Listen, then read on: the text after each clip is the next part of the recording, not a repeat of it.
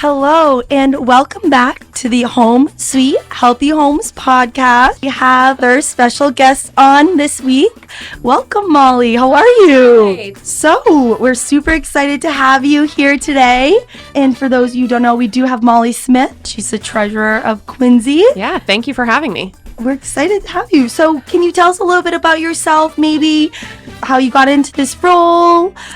Yeah, so I grew up in Quincy, went to North Quincy High School. I live around the corner. I always joke with taxpayers, with residents, I'm your neighbor. I live around the corner. So after high school, I went to Framingham State, graduated with a math degree, and went to the private side after. So I was kind of looking for some kind of role in finance, banking, apply what I had learned in math and what I really enjoyed. Put some people to sleep, but some people really like it. I worked at State Street for a couple years and then was looking to switch it up and came over to the city of Quincy. So before my role in Treasury, I was over in Office of Healthy Homes. So I was the finance manager for the community planning department and was doing a lot of the block grant funding. So requesting reimbursements from HUD, doing audits, and tracking grant spending. So that was my life prior to going over to Treasury. So I know a lot about what we're going to talk about. Awesome. I know. I was going to ask you, normally on this podcast, we talk about how to apply for the programs, what you need to have, how to be eligible. But here we kind of have the other side, more of the financial side, with how we get the HUD funding and how we get reimbursed and all that kind of fun stuff. Yeah, and it's interesting because I think there's so many different layers of what goes into everything that your team does. And so if you're looking at a project and you're saying this piece is eligible, this piece is not, the city of Quincy is essentially fronting the money to pay for all of these projects and to pay for salaries too.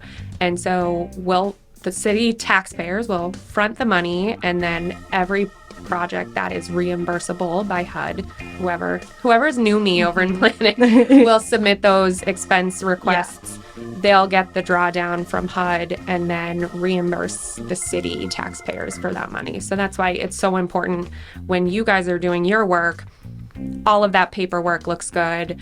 Everything is coming in, and people, I'm sure it's annoying for people to fill out all of the income eligibility or all of the job specifications, but it's so important for you guys to have that paperwork in so that when the finance person goes to get the reimbursement from HUD, that all the paperwork is in line and that reimbursement request is approved. I'm sure there are scenarios, of course not when I was there, but I'm sure there are scenarios for many other communities maybe whose teams aren't as well versed as your team, that maybe are submitting requests for projects that aren't eligible. And so then you're in a situation where the city general fund is fronting the bill for that project. So there's definitely a lot that goes into the behind the scenes work that a finance person does. And back in my past life in planning, I really enjoyed it. It was really fun. I thought it was a good bridge between helping the public and kind of applying some finance, banking, math skills. Yeah, doing what you love over there. I think it's a lot of regulations that go into play too, which talked about in an earlier episode with Joyce, who does look over those regulations. But there's a lot you have to remember when you're figuring out whether HUD or the city can fund this project and what you have to look through and all of that. But so now that since you've moved over to Treasury, can you give us a little day-to-day, maybe what you do? Yeah, so we sit where every dollar passes through either of my departments. So we're split up into two teams. We have the Treasury team and the collection side. So you really get to see the life cycle of a dollar come through the city. So someone can come in and pay a tax bill, a water bill, a parking ticket. We'll take that money and on the tax collection side, and that gets turned over to the Treasury side, and every single dollar is now being put into a bank. We've got maybe, call it 100 bank accounts. it's like you're balancing 100 checkbooks. And so you're making sure, okay, I put in the money. Is it showing up in my bank statement? Are things being accounted for? Are we reconciling? And then you really get to see where that tax money is being spent. And so we also will send out payments. So whether that's payments to your contractors, right? So loop this all back around to Office of Healthy Homes. You guys are paying contractors, or you guys are paying, I don't know, think of any bill that you would pay to a vendor. That check is being cut by me and my team. And so, or even our promotional items. Yeah, right? So a promotional item. So you're going to pay that bill to like the pen company. So the pen company is going to need to get paid. And so we're going to cut them a check. And then the other important piece that my team does is we need to make sure that check doesn't bounce. And so we're making sure that check has been funded. And so it's really full service. You get to see the money come in, be accounted for, be reconciled, and then go back out and be spent on some of the good work that you guys are doing. Awesome. It's pretty cool hearing what you guys do over there, because I guess, I don't know if it's just me, but I don't know a ton about like finance and municipal. And if everything has gone right in your life, you probably won't, right? You're paying bills on time. You're maybe not getting a parking ticket. You're paying your water bills on time. You probably won't know a ton about municipal finance. I think it's really when you peek behind the curtain and you get to see, a lot of people don't even know the Office of Healthy Homes exists. And so you get to see all of the cool work that you guys do. It's pretty awesome. Yeah. You guys are kind of behind the scenes on the Office of Healthy Homes work, where some of the people we've brought in are more on the front lines, standing into the public, where you guys are kind of in the back, kind of funding us and giving us what we need to continue on with the program. We want to make sure you guys are getting paychecks. Which we like. Everyone likes. Awesome. And so you mentioned you previously worked in the planning. So how many years have you worked in the city of Quincy? Oh gosh. So I've been with the city for a little over 3 years. Wow. So yeah, it's funny because some days seem to fly by, and then sometimes I'm like, Yeah, I definitely feel that. Dragging. So I've been with the city a little over 3 years. I was in planning for a year and a half and then switched over to Treasury. So it's been an exciting ride. It's pretty cool to see different departments. I think that's one of the cooler parts about working for the city is you really can try on different hats and maybe bounce around, see a different department, see maybe if there's another job function that kind of piques your interest that you've never thought of. You could do something like that. Definitely. No, I can tell in planning, there's so many different roles itself. When you look at the whole city, everyone's wearing a different hat. Everyone's doing a little bit of, have their hands in everything. And it's cool, I think, as you start to hone in on things that you like to do professionally, I'm talking, as you hone in on that, you can really run with projects. I think of course there is a huge opportunity to, look at all the things the city does. You could be an expert trash collection specialist if that's what you want to do. You could be an expert Office of Healthy Homes podcaster if that's what you want to do. I think depending on what it excites you, you can really run and make that your own. For sure.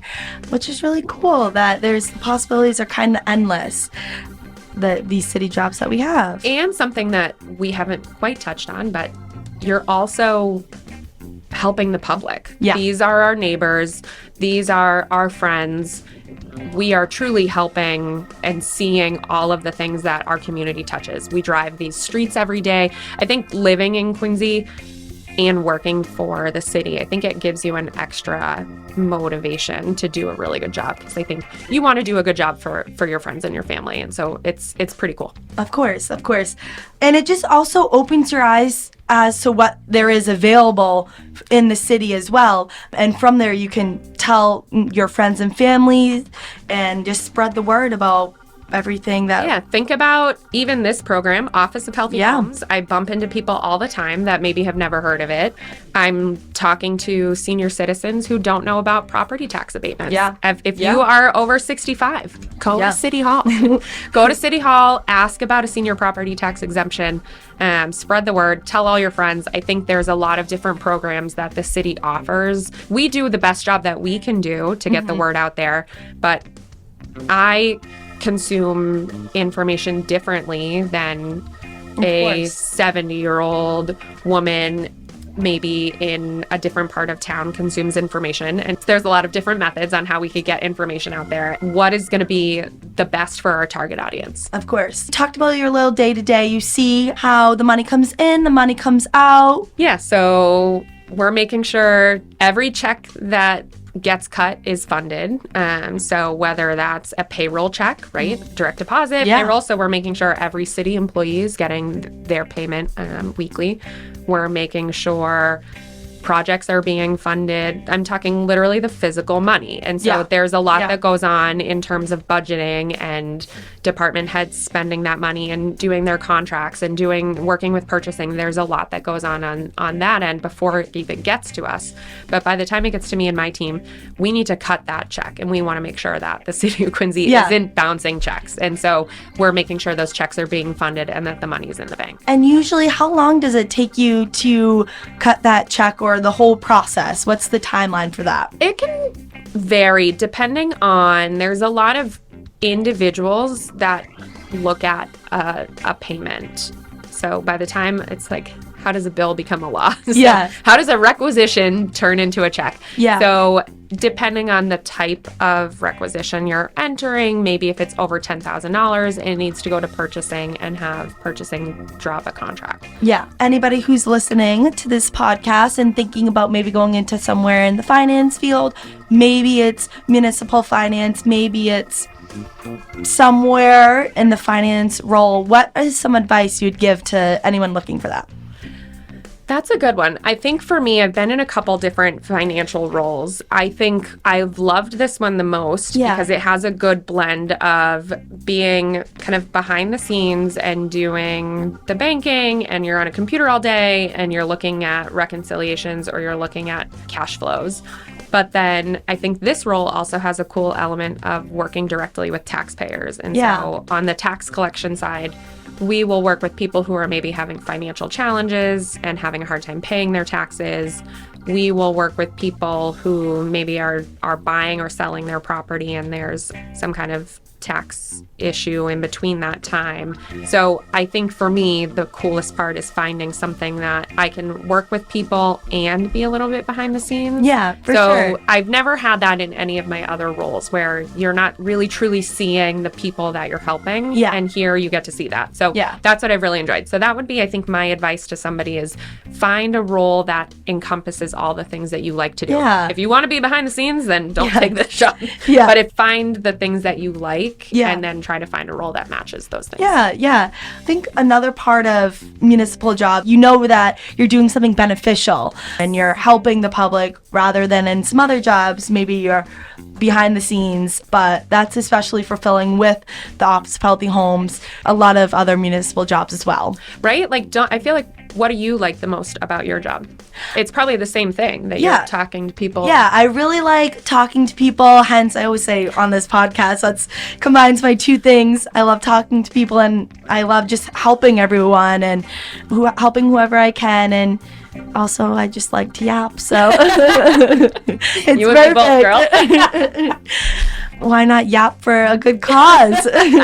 Yeah, so looking ahead, now that you've been the treasurer in your position for about a year, almost 2 years, almost 2 years, how do you see treasury or your role kind of expanding, or what are some of your goals for the next couple of years? So I'd love to get our online payment platform kind of into 2024. I think our payment website leaves a lot to be desired. I think there's opportunities to improve there. And whether that's being able to see your payment history, being able to see your bills online, being able to get an email, right? Like it's 2024. Why can I not get an email of my tax bill or water bill? Yeah. So signing up for some type of email alert where you have a new bill available to pay. Yeah. Auto pay. I can auto pay my cell phone bill. I can auto pay my gym. I can auto pay all of these things except for your tax bill. Yeah. So being able to set up and kind of get us into 2024 and work on our technology piece. That being said, it's much easier said than done.